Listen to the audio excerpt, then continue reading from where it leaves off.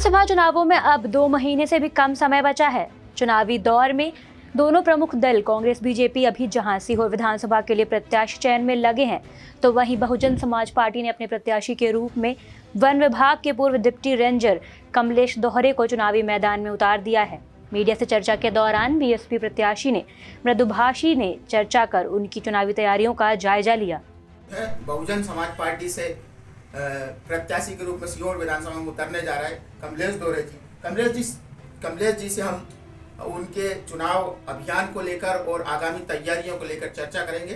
कमलेश जी, शासकीय सेवा के इतने प्रतिष्ठित पद को आप छोड़कर राजनीति में आए हैं और बहुजन समाज पार्टी की तरफ से प्रत्याशी हैं, क्या कहना है आपका?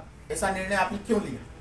सबसे पहले मैं आपका धन्यवाद करना चाहूँगा क्योंकि आप मेरे तक पहुँचे और आपको लगा कि मेरे से बात करना चाहिए, तो उसके लिए आपका बहुत बहुत धन्यवाद। और जैसा कि आपने सवाल पूछा है कि बहुजन समाज मैंने अपनी शासकीय सेवा को छोड़कर बहुजन समाज पार्टी को ज्वाइन किया है, तो मैं आपको बता देना चाहता हूँ कि मैंने 14 वर्ष 10 माह वन विभाग में सेवाएं दी हैं और 17 वर्ष 2 माह की मेरी सेवाएं शेष थी। पर मेरा मन नहीं लगता था क्योंकि सीहोर क्षेत्र में मैं देखता था कि माननीय शिवराज सिंह चौहान मुख्यमंत्री थे तो सारा के सारा जो सिस्टम है उन्होंने अपने बुधनी में कर रखा था और सीहोर की विधानसभा की इतनी उपेक्षा हुई है कि जिसके कारण मेरा मन नहीं लगता था। और मैंने सोचा कि आज जो वंचित वर्ग है, चाहे वो किसी भी समाज से आता हो, चाहे सर्व समाज की हम बात करते हैं बहुजन समाज पार्टी, तो हमने सभी की जब देखा तो सभी की दयनीय स्थिति थी, चंद लोगों तक राजनीति सीमित थी, तो इसलिए मेरे को लगा कि मुझे राजनीति में आना चाहिए। सीहोर विधानसभा की बात करें तो सीहोर विधानसभा में अच्छी खासी संख्या में SC/ST का वर्ग है, लेकिन दोनों ही वर्ग, चाहे भाजपा हो चाहे कांग्रेस हो, इस वर्ग को केवल वोट बैंक की तरफ देखती है। आप भी कहीं इस वर्ग के लेकर केवल इस वर्ग को ही टारगेट करेंगे या सभी को साथ लेके काम? देखिए, सभी को लेके काम करेंगे। मैं तो ये कहूँगा कि बहुजन समाज पार्टी सब समाज की पार्टी है। बहन जी का नारा है सर्वजन हिताय सर्वजन सुखाय, तो हम सभी का सुख और सभी का मंगल चाहते हैं। पर खासकर अगर आपने जो SC/ST की बात की है तो मैं आपको बताना चाहता हूँ कि पिछले मेरी 45 वर्ष की उम्र है और मैं 45 वर्षों से जब से मैंने होश संभाला है, मैंने देखा है कि सीहोर जिले में SC का ना ही विधायक बना है, ना ही नगरपालिका अध्यक्ष बना है, ना ही कोई ऐसे अच्छे पद पे किसी ने बिठाया है।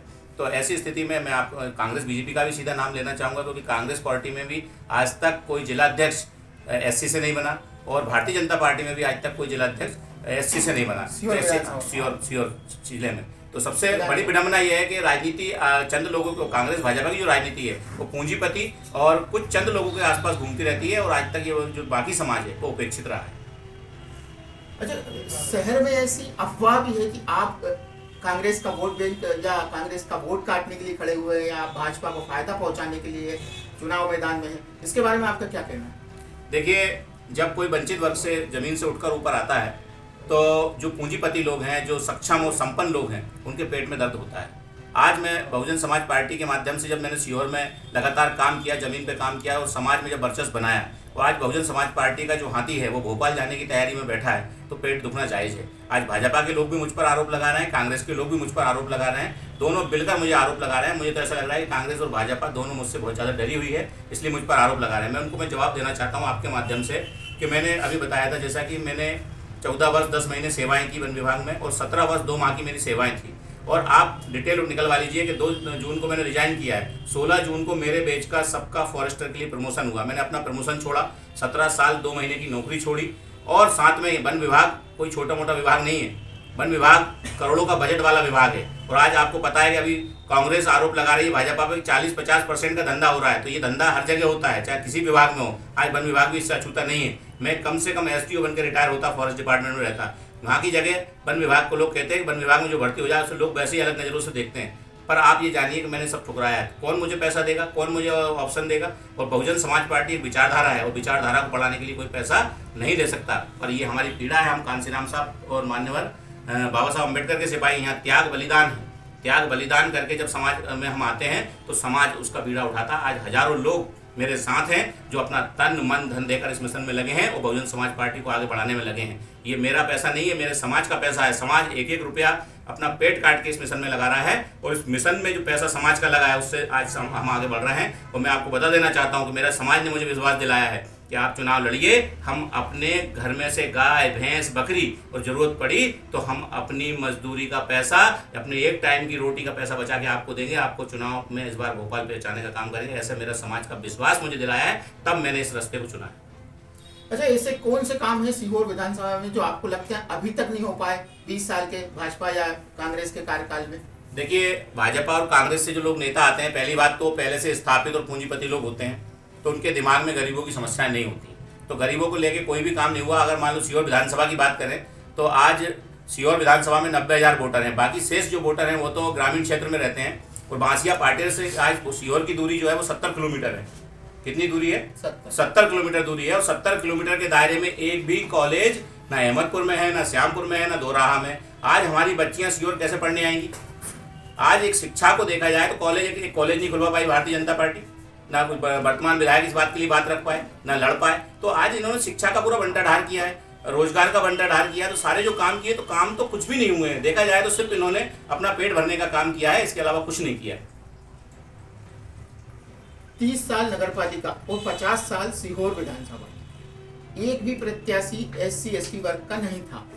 आपको लगता है कि आप इस परंपरा को अब बदलेंगे, या दोनों दलों ने जब तक उपेक्षा की है वो उसकी उपेक्षा का फायदा आपको मिलेगा? देखिए, मैं तो कई प्रकार की बातें सुनता हूँ, नौकरी में भी रात में प्रांतीय अध्यक्ष रहा हूँ फॉरेस्ट एसोसिएशन का, और वहाँ भी लोग कहते थे कि SC/ST से लोग आरक्षण से आते हैं। तो मैं भी आरक्षित वर्ग से नौकरी में गया था और SC से मेरे को वन विभाग में नौकरी मिली थी, SC वर्ग से। पर मैं आपको बता देना चाहता हूँ कि आज मैं सामान्य सीट से चुनाव लड़ रहा हूँ सीहोर विधानसभा से। तो मैं लोगों को ये बता देना चाहता हूँ कि SC वर्ग का व्यक्ति भी योग्य हो सकता है और आपके बराबर खड़ा हो सकता है और आपको बराबर की टक्कर दे सकता है, आपसे ज़्यादा योग्य हो सकता है। इस बात को बताने के लिए मैं सीहोर विधानसभा से चुनाव लड़ रहा हूँ। और नहीं तो कांग्रेस और भाजपा तो आज तक अपने चुनाव लड़ाने की दूर की बात है, मैं जिला अध्यक्ष तक नहीं बना पाई, तो वो क्या इन वर्ग का प्रतिनिधित्व करेगी? सिर्फ वोट लेने का और वोट लेकर राज करने का इन लोगों पे काम करती है भारतीय जनता पार्टी और कांग्रेस। इसके अलावा इन्होंने कुछ नहीं किया है आज तक। देख लीजिए, पूरे क्षेत्र में राजनीति में एक भी ऐसा चेहरा नहीं है SC से ST से कि जिसका नाम जिला लेवल पे बड़े पैमाने पे हो। सब पिछलग्गू नेता हैं, इससे ज़्यादा कुछ नहीं है। कमलेश दोहरे का साफ कहना है कि उनकी दावेदारी से दोनों दलों में घबराहट का माहौल है। इसी घबराहट में दोनों दलों के लोग अफवाह का माहौल निर्मित कर रहे हैं। सीहोर से मृदुभाषी के लिए संजय धीमान की रिपोर्ट। वीडियो को लाइक करें, शेयर करें। मृदुभाषी प्रदेश से जुड़ने के लिए चैनल को सब्सक्राइब करें। नोटिफिकेशन के लिए बेल आइकन दबाना ना भूलें।